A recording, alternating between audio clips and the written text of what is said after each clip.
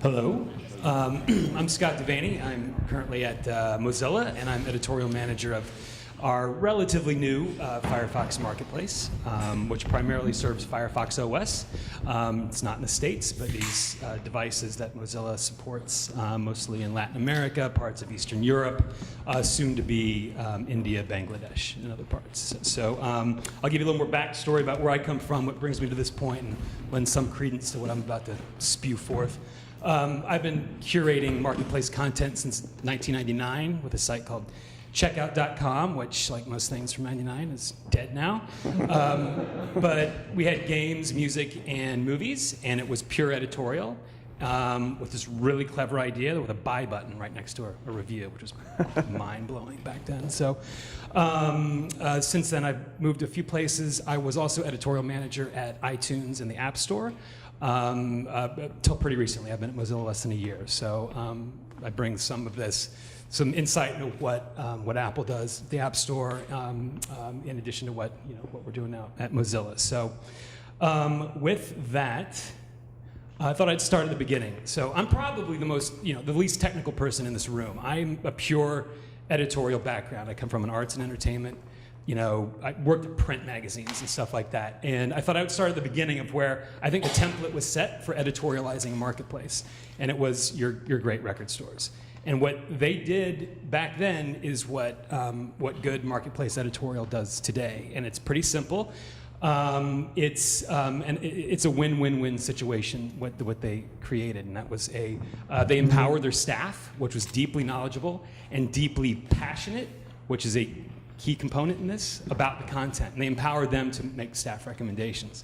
So it was a win for the store. It circulated content. It was a win for the content creators because it gave a lot of lesser-known artists some added exposure, and it was a win for the consumer. They were introduced to great content in ways they may have otherwise have gotten access to. Win for the creators. This is just a developer who did a game on Firefox Marketplace, was so thrilled about being featured. He tweeted out a screen grab from his analytics dashboard about what happened to his installs after featuring. So it's fun to be a part of those stories. I'll talk a bit about, I come from, I'm the very human, subjective side of editorial. And I love working with all the exciting stuff that's going on with algorithms and machine learning and all that. And I'm very much of the opinion that as we move into more and more exciting phases of algorithms and machine learning and all that, it will always complement human editorial. It will never replace it. But I'm a little biased because that would put me out of a job. So I'm going to, but we leverage it to a great extent, machine learning, and I just think it's a great complement to human editorial. Here's an example where I think machine learning is doing a great job right now, or let's say a recommendation engine. This is search results for match 3 puzzle games on Google Play. And if you're not familiar with match 3 puzzles, you match up like colored or like shaped objects and they cascade off the screen in a really satisfying way. If you like this stuff, you probably like a lot of these games, and you download a number of these match 3 puzzles. So in that sense, knowing a user's history really benefits a recommendation of like-minded content. Where it doesn't work so well is this is a screen grab of search results for menstrual calendar apps on Google Play. And I don't have the data to back this up, but I bet if you're into a menstrual calendar app, you only need one. Unless you're using it to try not to get pregnant, and you're just getting pregnant over and over again, you may need another one. You need one, but there's a lot out there, and I don't know why necessarily. Wait, how do you know you need one? Well, I have a lot of female friends. We talk about a lot of things. So I'm comfortable with that stuff. It's fine. So content is king. I believe in that mantra, but I put in little parenthetical. Locally relevant content is king. This is becoming more and more true in my experience, that content, I'm talking hyper-local content, is becoming more and more of an interesting space that consumers and users seem to be interested in. For example, these are all grabs from apps on Firefox Marketplace. This one, Butterfly, it's an app it's called I'll probably butcher it. It's a German app called Schmetterling or something like that, and it's made for this very specific region in Germany that borders France, and if you're into butterflies and checking out subspecies of butterflies, it helps you identify them. So it will never reach probably 1,000 downloads, but we're seeing a lot more of this type come out, and so if you are to treat them as a collective genre of this hyper local, it's an interesting new wave. Localize, and localize well. This is, you know, for those who are internationalizing their product, you probably already know this, but it's just worth emphasizing. If your app, and understand the distinction between localization and translation. Unlike the Iranian company who tried to export barf laundry detergent to English-speaking countries, that is for real. Or can anybody know eating raw fingers off? What major U.S. slogan that is? Yes, finger licking good. Tried to export that to China with very little success. Even Got Milk. There's a good. The most successful campaign in brand advertising was first exported to Mexico, and it was not localized well, and most perceived it as, "Are you lactating?" And they had to redo it a little bit, tweak it. Cultural zeitgeist. This is like a big thing for, or a big. This is where I think a lot of the human element comes into curation. Where you know, as much as possible, you know, everybody's in the moment, and leveraging your content to complement the moment is a big part of what I do, and various other, every marketplace editorial team I've been with. The World Cup was recently a huge thing for us. We created World Cup collection, not just a World Cup collection and made it global, but you know, our World Cup app collection for Poland was a little distinct from the collection for Germany, was a little distinct for Brazil, the host country, everything. It was very, you know, our app collections in Poland and Germany and other places, you know, there were travel apps. Are you going to the World Cup? Here's how you can find airfare. Here's where you can find local hotspots when you're there, da-da-da-da-da. Very different than how we catered it for Brazil. My last piece on quality. I think some folks have already mentioned stuff. You were just mentioning quality. People only want, there are only so many good apps. You know, I've been helping content developers market their stuff for a while now.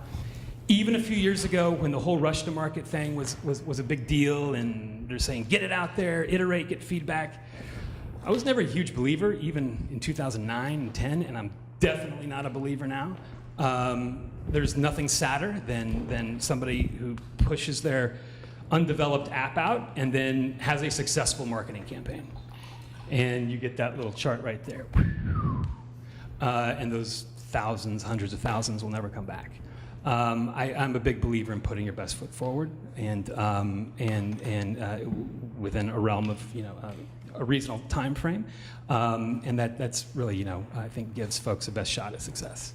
So look at that hideous thing, pet baby. Yeah, that's for real. That's my little talk. So cool. All right, that's fun. Fun talk. Who's got some questions on? Yeah, you're right. Let's end on a positive note.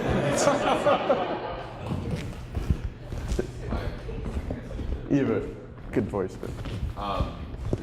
Do you see app curation in the App Store kind of going the way of playlists, where you kind of have either the user can have control over the playlist they make in Spotify, or maybe a sponsored playlist, or even a famous person's playlist? Do you see that kind of curation model coming to the apps?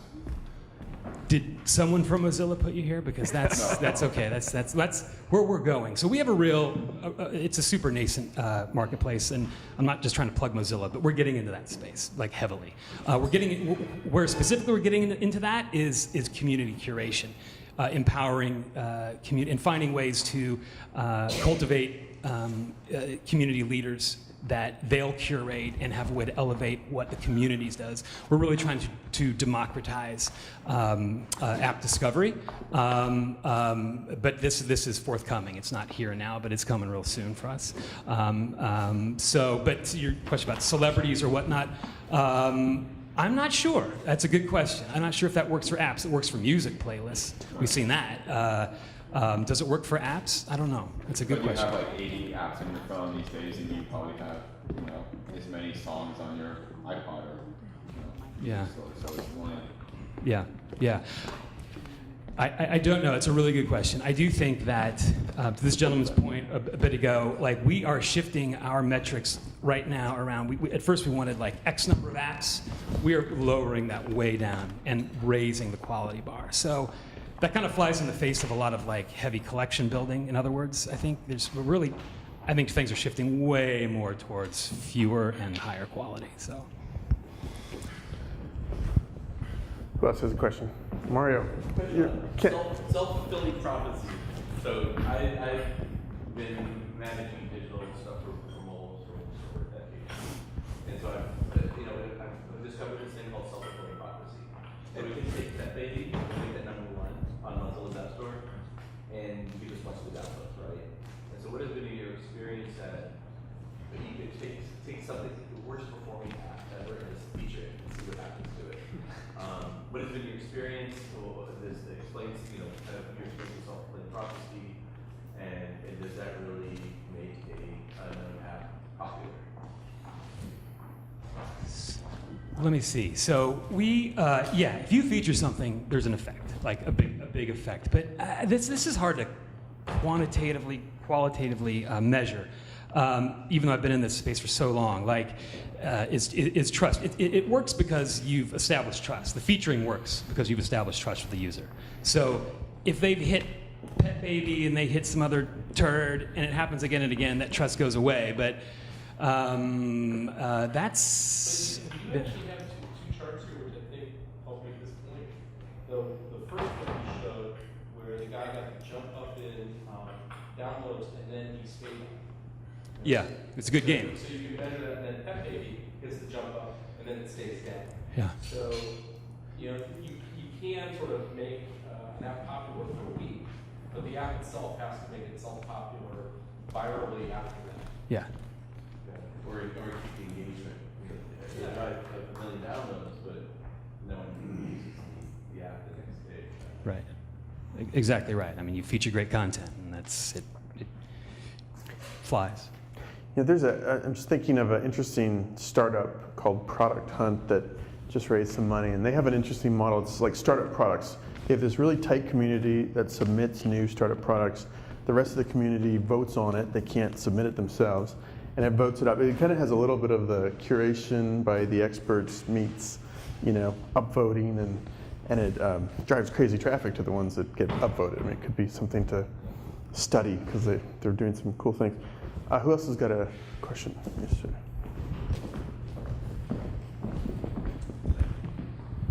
You see. Let me try again. Maybe not. Sorry. Thanks. You seem excited about this concept of democratizing curation. Is there anything more you can say about how that might look from a user perspective? Sure. From a user perspective, well, this might be a little abstract. There's a main, basically setting up a subsection of a marketplace that is a free-for-all of community curation, where there are all sorts of mechanisms by which, whether it's just surfacing reviews or users creating collections, finding other collection creators and following them. Anyway, just creating a playground for the community that's a little separate from your more polished home page of your marketplace, and allowing natural leaders to emerge from that, but giving the space for that to organically happen. Take that. Good. Sort of a silly question for the group. Has anybody that's doing curation tried one of the sort of the Facebook test, where you showed one group of people all positive apps and showed the other group of people all negative apps, and then sort of judged it afterwards. Has anybody done sort of A/B testing on curation? What do you mean by positive and negative apps? Well, Facebook did this thing where some of us got positive feeds and some of us got negative sentiment feeds, and then they wanted to see how that affected our enjoyment of Facebook. And so they did a little A/B test on us. And I'm wondering if anybody in the curation space has done sort of that A/B test on curation. Not I. We all loved our jobs too much.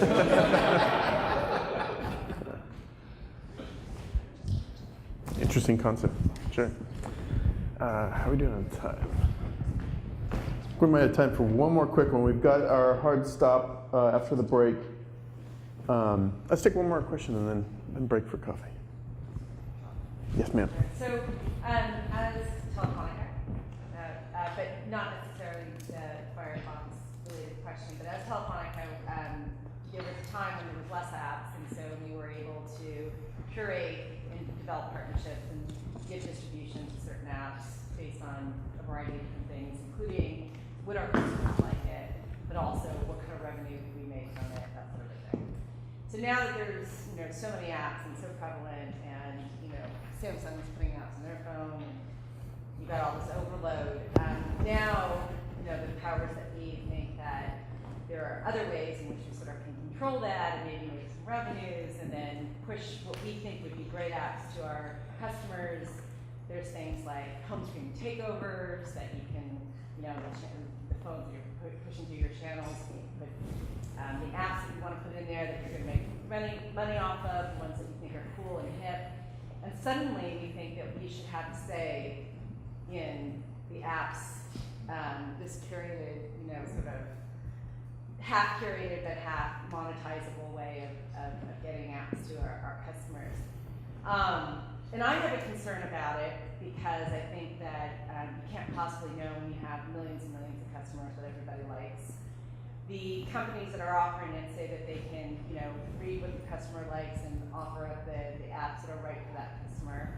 But the reason we're all doing this is because we don't think that there's necessarily a solution within the app stores that are really giving the greatest curated advice. I mean, only the top apps are floating to the top. And also because we're looking desperately for ways to sort of make money out of this app society. And I think that there's room there somehow for us to play together, but I don't know really what it is. And these other and operators thinking that they know what their customers want.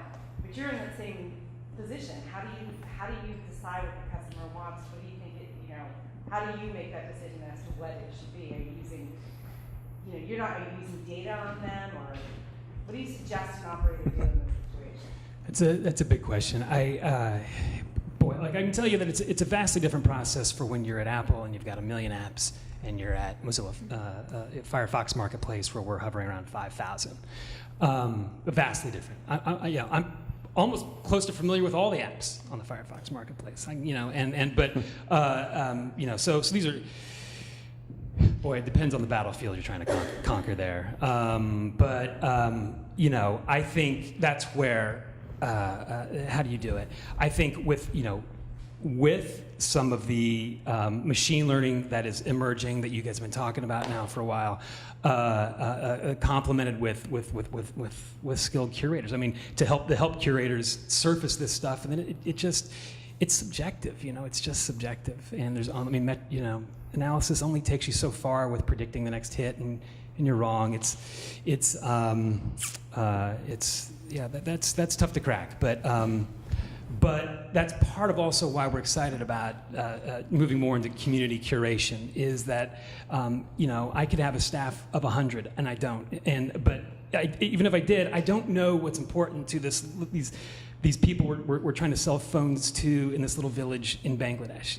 I will have no idea, and I won't, and which is going to be different than the village 100 miles away. Which may even speak a different language. And this is, as you're all, this is where it's going. This is the next billion we're talking about. So trying to hand this over to community a bit which is a little scary for, frankly, corporate entities. But letting this democratization happen and finding ways to formulate it and facilitate it, I think is a big part of the answer. So. Do you want to talk about the feed? And sure. does that, as I understand it, it's where users are liking it. It's basically decisions on what to serve up next based on what they've liked and chosen before. Does that become kind of the democratization of this? It's the first part of it. So the feed is just our loose term. This is part of the redesign that's happening on the Firefox marketplace within the next week or so, where it's a vertical scrolling feed of content catered for a specific region, and by region, a country. And over time, more and more, the lines will be blurred over what I'm curating and a group of curators that I work with, and what the community is curating. So it's going to just become this centralized vertical feed of curated content that's being curated in different manners. So.